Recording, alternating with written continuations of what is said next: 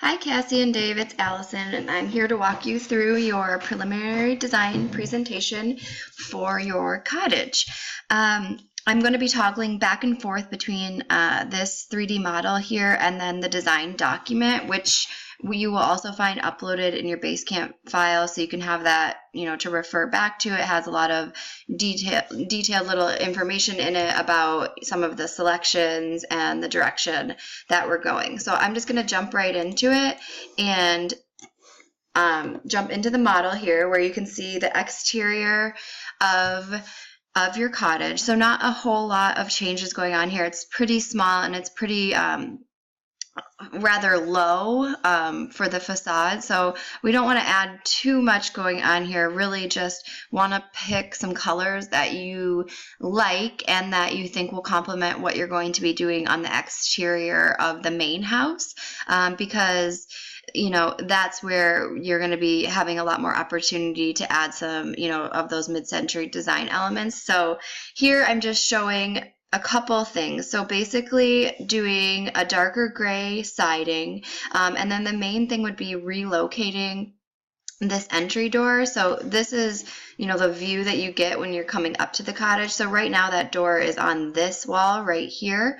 So I'm thinking, if possible, relocating that entry door here, just so you get a little nicer curb appeal when you come up to the cottage. And we can use a fun colored door here to show to really give it some personality and some pop, whereas when that door is on the side there, that gets lost a little bit. So a nice gray siding, a pop of color for the door, maybe some really cool mid-century style oversized lettering for the house numbers, and then just doing a crisp white trim on the windows and the trim between the roof and the siding. Another thing would be, we would have to obviously add a pathway to the driveway to the new front door. So I like the idea of kind of doing these separated pavers here, just a little bit of a nod to that mid-century style that you're going for, because we don't have a lot of surface area and height to add any sort of real interesting design elements on the front. And I'll just go back into this design document here. You can see another option for a front door color. So we're going to order these paint samples and have them sent to you so you can get your hands on them and really see how they look in person to you. Yeah, so that's the exterior here. I got to rearrange my viewport here. Sorry about that. And then you can just see another view. So now I'm just going to jump into the interior. So this is the layout of your cottage, and I'll kind of jump into these individual scenes and then toggle into this document so we can talk about some of the selections. But as you know, not a whole lot of space to work with, so we're really trying to maximize the perception of space and maximize the function of the interior, to make sure that it works for you guys as a young family, but also has the ability to what they call age in place. So there won't have to be a lot of major renovations to the property if somebody older or somebody with a mobility issue has to move in. So just a real quick overview of the layout. I did go with that Cortec vinyl flooring throughout. I helped you specify a color for that. So we would have just one flooring throughout, again, and that just to increase the perception of space, so not have any flooring changes. That also helps with anybody that might have a mobility issue. We have a less amount of thresholds between spaces, etc. So jumping into the kitchen, just a couple things I wanted to touch on regarding the kitchen layout that you had provided me from Schwalbach. The main thing that I have suggested is relocating the range. So currently in the house and in the plan that Schwalbach provided, the range is right up against the wall here. And although it's not technically against code in Michigan to have that way, it is suggested to have a minimum of at least 12 inches between the range and the wall.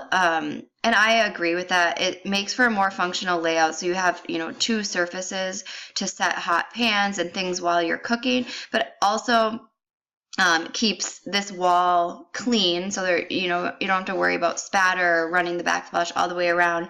And it's just a more functional layout. So I've suggested adding a 12-inch base cabinet and base cabinet and upper cabinet here, and scooting this range over just 12 inches. Still having your microwave and upper cabinet here, but that will require likely the relocation of some of the hookups for that. But since it's electric, probably not that complicated, but just another additional thing that the contractor will have to do.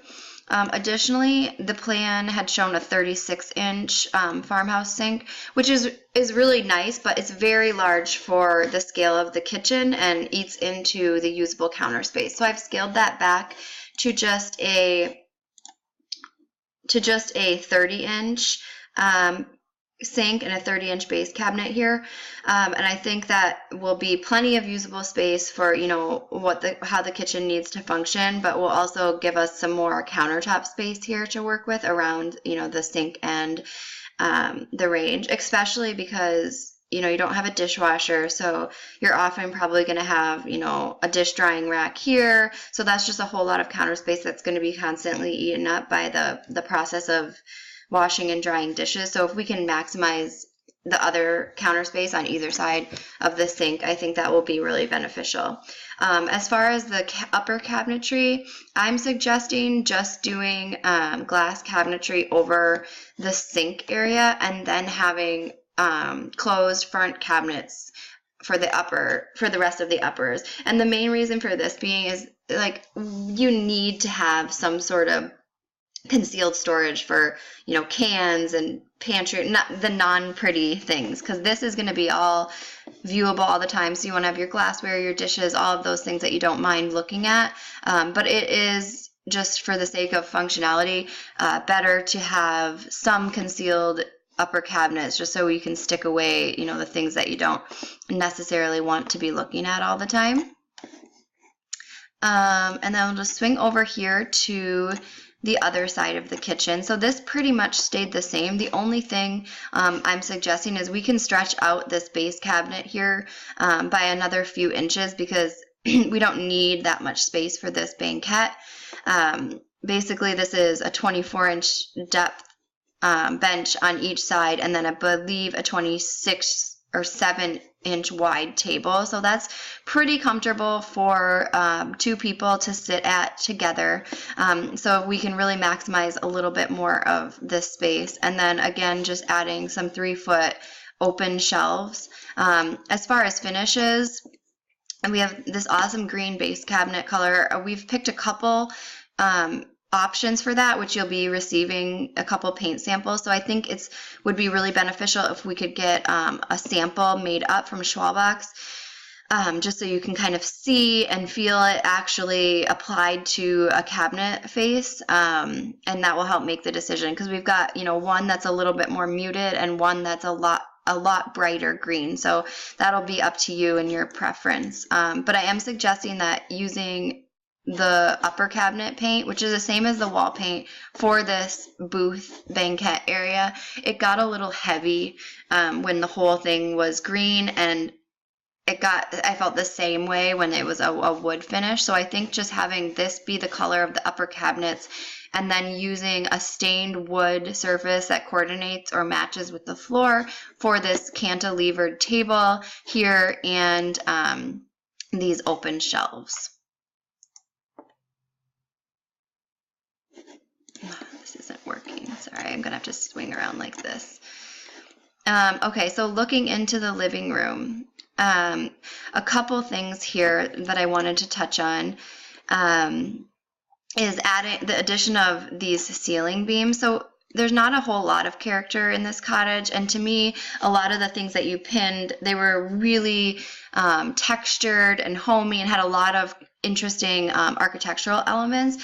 So this is something that we could explore and see, what the cost would be for the contractor and if it's worth it to you.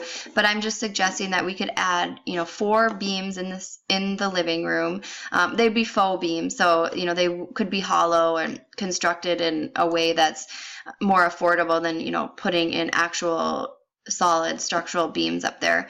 But they're just 4 inches deep, 6 inches wide. So just something to kind of add a little bit of dimension to the ceiling, without completely blowing the budget or overdoing it in a small space.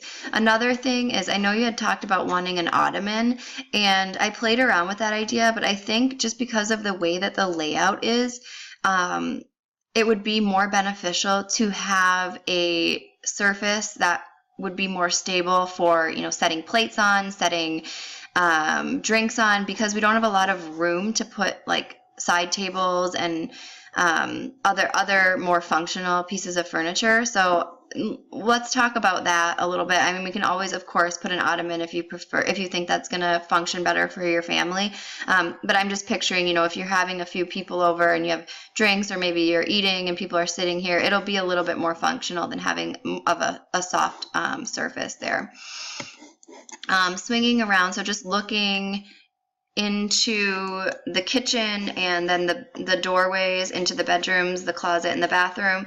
So one thing I am suggesting is a 3.5 inch base trim to be painted in this black color, and then all your interior doors and interior window like mullions, not the casing, would be black, and then the actual casing around the doors and around the windows would be the trim color. So that helps add a little bit of that architectural detail without making this small space feel, fairly heavy with all the black trim pieces. So into the bathroom, it's kind of hard to get a good view into here because it's kind of tight, so it's hard to see, but you can get an idea of where we're going. So adding this patterned floor tile on the floor. It's a large scale tile. It goes down really easy. It's really cost effective. New tub, new toilet, new vanity. We would be getting rid of this cabinet that's existing and just creating a larger vanity. So this would be a 45-inch vanity. We'd have to relocate the plumbing a bit for that. So all this will be noted on the drawing set that I give you to hand to the contractor for pricing estimates. Adding a larger scale vanity fixture here, and then for the tub surround, doing a subway tile, but just kind of updating it a little bit and doing it in a vertical orientation, and then adding a little bit of accent tile. So this tile has a teeny bit of sparkle in it, and we just do a little strip so that when you, let's see if I can get back in here. Yeah. So when you look from the hallway in, you see this really kind of great black and white graphic that plays on each other, and then to add in that warmth and that texture that seems to be in all the inspiration images that you're drawn towards, is doing more of a natural wood vanity finish. Let me swing over here so you can see some of the selection. So yeah, something that's a little warmer, and a little bit more rustic. So let me go back to the plan. So that's basically it. I left the